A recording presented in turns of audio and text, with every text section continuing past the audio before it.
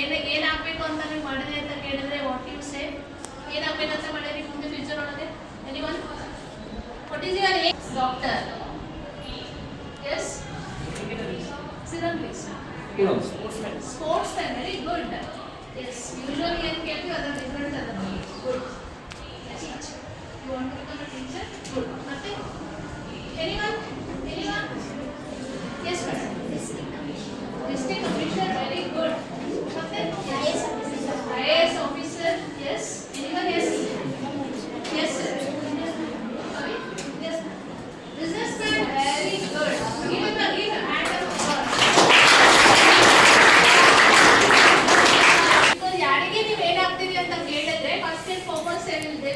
Doctor, engineer, and I am very happy that few other people have said few other areas. But yeah, usually now ಯಾವ ಸ್ಕೂಲಿಗೆ ಹೋಗಿರ್ತೀವಿ, nobody will say that I want to become a businessman. Yeah, you know, ನೀವು ಬರೇ business ಒಂದು ಚಲೋ idea ಇಟ್ಬಿಟ್ರೆ ಸಾಕು, government ದವರೇ ನಿಮಗೆ ಫಂಡ್ಸ್ ಎಲ್ಲ ಸ್ಪಾನ್ಸರ್ ಮಾಡ್ತಾರೆ, ಪ್ರಪೋಸಲ್ ಬರೆಯೋದೆಲ್ಲ ಯೂಶುವಲಿ ನಾವು ಬಿಸ್ನೆಸ್ ಮಾಡ್ತೀವಿ ಅಂತಂದ್ರೆ what are the reasons why the people will hesitate business ಮಾಡಕ್ ಒಲ್ಲ ಅಂತ ಯಾಕಂತಾರೆ? ಮನೆಗೆ ಹೋಗ್ಕೊಳ್ಳೆ ನಾವು ಬಿಸ್ನೆಸ್ ಮಾಡ್ತೀವಿ ಅಂದ್ಕೊಳ್ಳೆ ಮನೆ ಪೇರೆಂಟ್ಸ್ ಏನಂತಾರೆ ಫಸ್ಟ್? ಯಾಕೆ ಮಾಡಂತಾರ? ಲಾಸ್ ಅಲ್ಲ, ರೊಕ್ಕ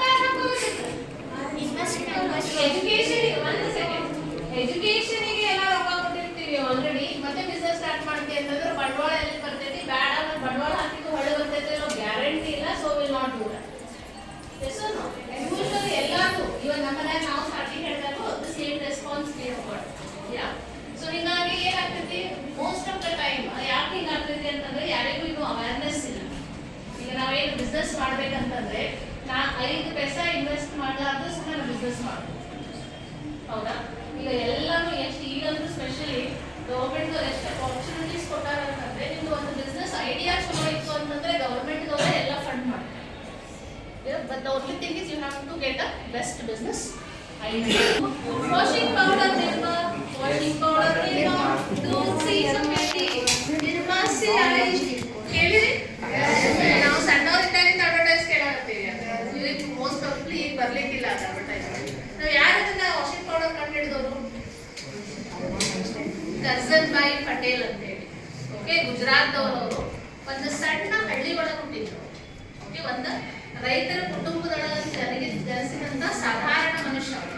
ಓಕೆ, ಸೊ ಅವರಿಗೆ ಏನಿತ್ತು ಅಂತಂದ್ರೆ ಅವರು ತಮ್ಮ ಡಿಗ್ರಿನ ಏನ್ ಮಾಡಿದ್ರು, PSc ಒಳಗೆ ಮಾಡ್ಕೊಂಡ್ರು. ಆಮೇಲೆ ಅವ್ರು ನೋಡಿದ್ರಲ್ಲ, ಅಬ್ಸರ್ವ್ ಮಾಡಿದ್ರು, ಆ ಟೈಮ್ ಒಳಗೆಲ್ಲ ವಾಷಿಂಗ್ ಪೌಡರ್ ಅಂತಂದ್ರೆ ಬಹಳ ಕಾಸ್ಟ್ಲಿ ಇರ್ತಿತ್ತು, ಕಡಿಮೆ ರೇಟಿಗೆ ಇರ್ತಿರ್ಲಿಲ್ಲ.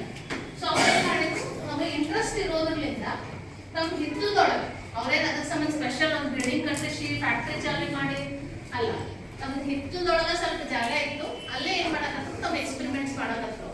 ಯಾಕಂದ್ರೆ ಅವ್ರದ್ದು ಡಿಗ್ರಿ ಅದರೊಳಗೆ ಆಗಿತ್ತು. ಸೊ ಕೆಮಿಕಲ್ ಇಂಜಿನಿಯರಿಂಗ್ ಸ್ವಲ್ಪ ಅವರಿಗೆ ನಾಲೆಜ್ ಇತ್ತು ಅದರೊಳಗೆ.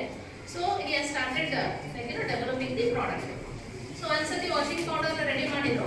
ಅವ್ರು ಏನ್ ಮಾಡಿದ್ರು, ಆಜು ಬಾಜು ಮನೆಯಾಗ ಇದ್ದವ್ರಿಗೆ ಒಂದ್ಸಲ ಹಂಚಿದ್ರು, ಇದನ್ನ ನೀವು ಒಂದ್ಸಲ ಅರ್ಬಿ ಹೋಗೋದು ನೋಡ್ರಿ ಹೆಂಗ್ ಚಲೋ ಆಕೈತೆ ಹೆಂಗಾಕೈತೆ ಅಂತ ಹೇಳಿ. ಸೊ ಹಿಂಗ್ ಮಾಡ್ಕೊಂತ ಏನಾಯ್ತು ಅಂತಂದ್ರೆ ಆಮೇಲೆ ತಾವು ಅಲ್ಲಿಂದ ಜಾಬಿಗೆ ಸೈಕಲ್ ಮೇಲೆ ಹೋಗ್ತಿದ್ರು. ಸೈಕಲ್ ಮೇಲೆ ಹೋಗ್ಬೇಕಾದ್ರೆ ಒಂದು ಬ್ಯಾಗ್ಸ್ ಒಳಗೆ ಒಂದಿಷ್ಟಿಷ್ಟು ಪಟ್ನ ಕಟ್ಕೊಂಡ್ಬಿಟ್ಟು ಹೋಗೋ ಮುಂದೆಲ್ಲ ಹಾದ್ಯಾಗಲ್ಲಿ ಕೊಡ್ಕೊಂತ ಹೋಗ್ತಿದ್ರು. ಮೊದಲು ಫ್ರೀ ಹಂಚಿದ್ರು ಅವ್ರೆಲ್ಲರಿಗೂ, ಅಂದ್ರೆ ಅಟ್ ಲೀಸ್ಟ್ ಅವ್ರು ವರ್ಕರ್ ಮಾಡಿ ನೋಡ್ಲಿ ಅಂತ. ಬಟ್ ಯಾರಿಗೆ ಕೊಟ್ಟರು ಅವ್ರು ಬಳಸಿದವರೆಲ್ಲರೂ they have given a good feedback, ಭಾರಿ ಅದ ಚಲೋ ಐತಿ ಪ್ರಾಡಕ್ಟ್. ಅವಾಗ ಅವ್ರು ಏನ್ ಮಾಡಿದ್ರು ಅಂತಂದ್ರೆ ಅದಕ್ಕೊಂದು ಪ್ರೈಸ್ ಅಂತ ಕೋಟ್ ಮಾಡಿದ್ರು. Okay, so this is how ಅದು ನಿರ್ಮಾದ ಜರ್ನಿ ಸ್ಟಾರ್ಟ್ ಆಗಿದೆ. ಈ ಹೆಸರು ಯಾಕಿತ್ತು ನಿರ್ಮಾ ಅಂತ ಹೇಳಿ? Anybody nose about it? Brand name Nirma ಅಂತ ಹೇಳಿ. ಅವ್ರ ಮಗಳಿದ್ಲು ನಿರುಪಮ ಅಂತ ಹೇಳಿ, ಅವಳೊಂದು ಆಕ್ಸಿಡೆಂಟ್ ಒಳಗೆ ತೀರ್ಕೊಂಡ್ಲು. ಸೊ ಆ ಮಗಳಿಗೆ ನೆನಪಿನ ಸಲುವಾಗಿ ಹೇಳಿ ಅದಕ್ಕೆ ಏನ್ ಮಾಡಿದ್ರು ಅವರು ನಿರ್ಮಾ ಅಂತ ಹೆಸರಿದ್ರು. ಓಕೆ, ಸೊ ಈ ಪ್ರಾಡಕ್ಟ್ ನೋಡ್ರಿ ಎಷ್ಟು ಸಕ್ಸಸ್ಫುಲ್ ಐತಿ. ಒಬ್ಬ ರೈತರ ಕುಟುಂಬದಿಂದ ಬಂದಂತವ ಭಾಳ ಇನ್ವೆಸ್ಟ್ ಮಾಡಿಲ್ಲ, ಏನಿಲ್ಲ, ತನ್ನ ಹಿತ್ತಲದೊಳಗೆ ಬಿಸ್ನೆಸ್ ಸ್ಟಾರ್ಟ್ ಮಾಡಿದ್ದು. ಆಮೇಲೆ ಕ್ರಮೇಣ ಏನಾಯ್ತು ಅಂತಂದ್ರೆ ಬಿಸ್ನೆಸ್ ಬೆಳೀತಾ ಬೆಳೀತಾ ಬೆಳೀತಾ ಒಂದು ದೊಡ್ಡ ಕಂಪನಿ ಆಗಿ ಈಗ 50,000ಕ್ಕಿಂತ ಜಾಸ್ತಿ ಎಂಪ್ಲಾಯೀಸ್ ಅವ್ರ ಕೈಯ ಕೆಲಸ ಮಾಡೋದು. Close together like you know the companies are name. Local ನಿಮ್ದು VRL ಟ್ರಾವೆಲ್ಸ್ ಓದಿದ್ದಿ? ಯಾರದ ಓದರ್? ವಿಜಯವಾಣಿ ಸಂಕೇಶ್ವರ್. ಹೌದಾ? ವಿಜಯ್ ಸಂಕೇಶ್ವರ್ ಅವ್ರ ಕತೆ ಗೊತ್ತೈತಿ? ವಿಜಯ್ ಸಂಕೇಶ್ವರ್ ಅವ್ರ ಫ್ಯಾಮಿಲಿ ಬಿಸ್ನೆಸ್ ಆಕ್ಚುಲಿ ಅವ್ರ ಟ್ರಾನ್ಸ್ಪೋರ್ಟೇಷನ್ ಇರಲಿಲ್ಲ.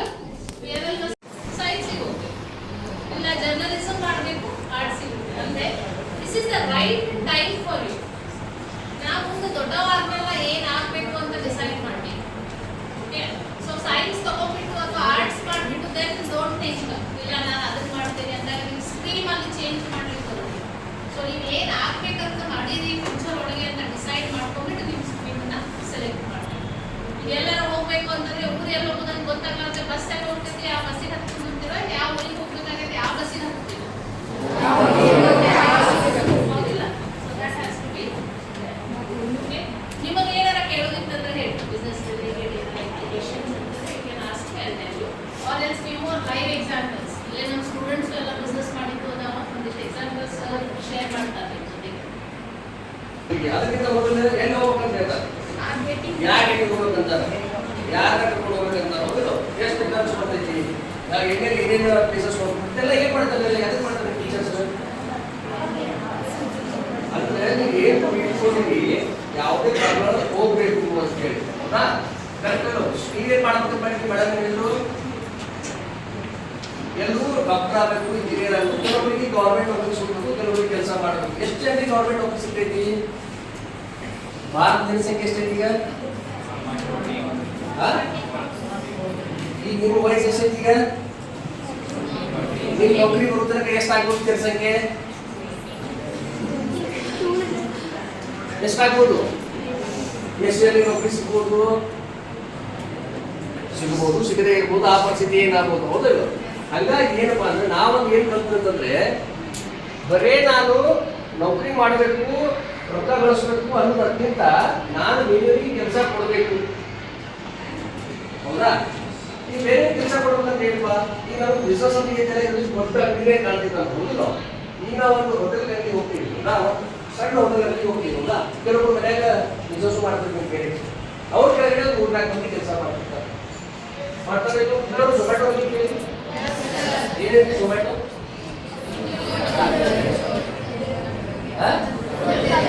ಬಟ್ ಅದು ಯಾರು ಮಾಡೋದು ಗೊತ್ತೈತಿ?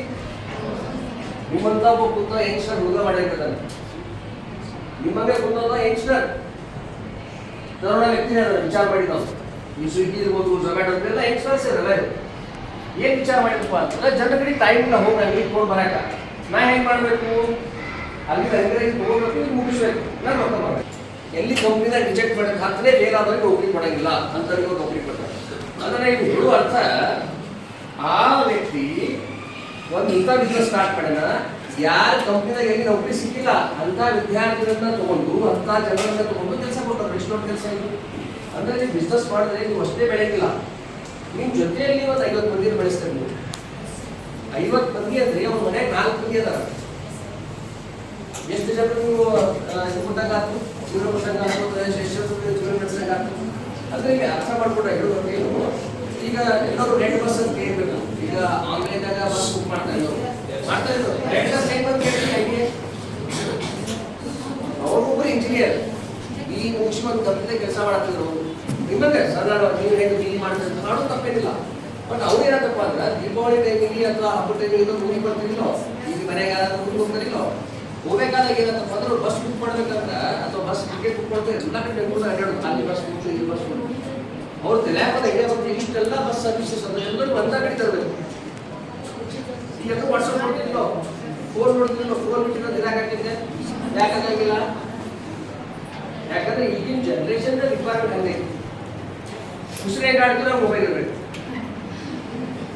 ಹೌದಾ ಇಲ್ಲ? ಅಂದ್ರೆ ಈಗಿನ ಕಾಲಕ್ಕೆ ಅವ್ರು ಸೆಟ್ ಆಗುತ್ತಾ ಬಿಸ್ನೆಸ್ ಏನ್ ಮಾಡಿರಪ್ಪ ಅಂದ್ರೆ, ಎಲ್ಲ ಬಸ್ನವ್ರನ್ನ ಬಂದ ಪ್ಲಾಟ್ಫಾರ್ಮ್ ತಂದ್ರು. ಏನ್ ಮಾಡಿದ್ರು, ತಮ್ಮ ಕಲ್ತಂತ ಜ್ಞಾನ, ಇಂಜಿನಿಯರಿಂಗ್ ಕಲ್ತಂತ ಜ್ಞಾನ ಯೂಸ್ ಮಾಡಿ ಒಂದು ಆನ್ಲೈನ್ ಆ್ಯಪ್ ಡಿಸೈನ್ ಮಾಡಿದ್ರು.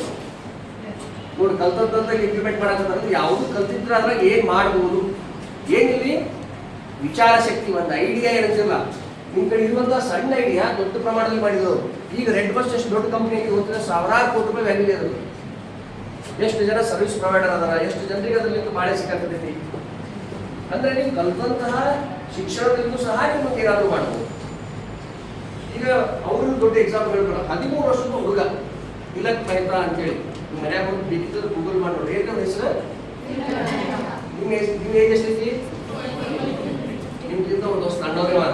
13 ವರ್ಷದೊಬ್ಬ ವಿದ್ಯಾರ್ಥಿ ಏನ್ ಮಾಡಿದ್ರಪ್ಪ ಅಂದ್ರೆ ಒಂದು ಸರ್ತಿ ಏನೋ ಒಂದು ಪೇಪರ್ಸ್ ಅಥವಾ ಏನೋ ಡಾಕ್ಯುಮೆಂಟ್ಸ್ ಕೊಡೋದು ಇರ್ತೈತಿ, ಅದು ಮತ್ತೆ ಬಿಡ್ತಾನೆ ಸ್ಕೂಲಿಗೆ ಹೋಗೋದನ್ನ. ಅವಾಗ ಅವ್ರ ಅಪ್ಪನಿಗೆ ಫೋನ್ ಮಾಡ್ತಾರ, ಅವ್ರು ನಂಗೆ ಹಿಂಗೆ ಅರ್ಜೆಂಟ್ ಬೇಕಾಗಿ ಕೊಡ್ಬೇಕಾಗಿತ್ತು ಅಂತ ಹೇಳಿ. ಅವಾಗ ಬಾಂಬೆದಾಗ ಒಂದು ಪ್ಲೇಸಿಂದ ಇನ್ನೊಂದು ಬರ್ಬೇಕು ಅಂದ್ರೆ ಸಂಚಿನೇ ಆಗೈತಿ. ಈ ಬಾಗಲಕೋಟೆ ಇಲ್ಲಿಂದ ಹೋಗ್ಬೇಕಾದ್ರೆ ಸರಳ ಐತಿ, ಇಷ್ಟೇ ಅದು ಒಂದು 10 ಕಿಲೋಮೀಟರ್ 20 ಕಿಲೋಮೀಟರ್ ಒಂದು 2-3 ತಾಸು ಬೇಕು. ಬಾಂಬೆದಾಗ ಯಾಕಂದ್ರೆ ಅಷ್ಟು ಟ್ರಾಫಿಕ್ ಇದೆ ದೊಡ್ಡ ಸಿಟಿ. ಆ ಹುಡುಗನ ತಿಳಿ ಹೆಂಗೆ ಓಡುದು ನೋಡ್ರಿ. ಇದು ಸಮಸ್ಯೆ ಏನೈತಿ, ಯಾವುದೇ ವಸ್ತು ಜನ ಬಿಟ್ಟು ಹೋದ್ರೆ ಅದನ್ನ ಜಲ್ದಿ ಮುಗಿಸ್ಬೇಕು. ಇನ್ನೊಂದು ಬಿಸ್ನೆಸ್ ಯಾಕೆ ಮಾಡ್ಬೋದು ನಾನು? 13 ವರ್ಷದ ವಿದ್ಯಾರ್ಥಿ ಅಷ್ಟೇ. ಈಗ ಒಂದು ದೊಡ್ಡ ದೊಡ್ಡ IIM ಇರ್ತಾವ್ರಿ, Indian institute of management, IIM college ದೊಡ್ಡ ದೊಡ್ಡ ಕಾಲೇಜಸ್, MBA ಕಾಲೇಜಸ್ ಅಲ್ಲ ಅಂತಲ್ಲಿ ಹೋಗಿ 1000 MBA ಹುಡುಗರಿಗೆ ಲೆಕ್ಚರ್ ಕೊಡ್ತಾರೆ. ನಾನು ಬಿಸ್ನೆಸ್ ಹೆಂಗೆ ಮಾಡಿಲ್ಲ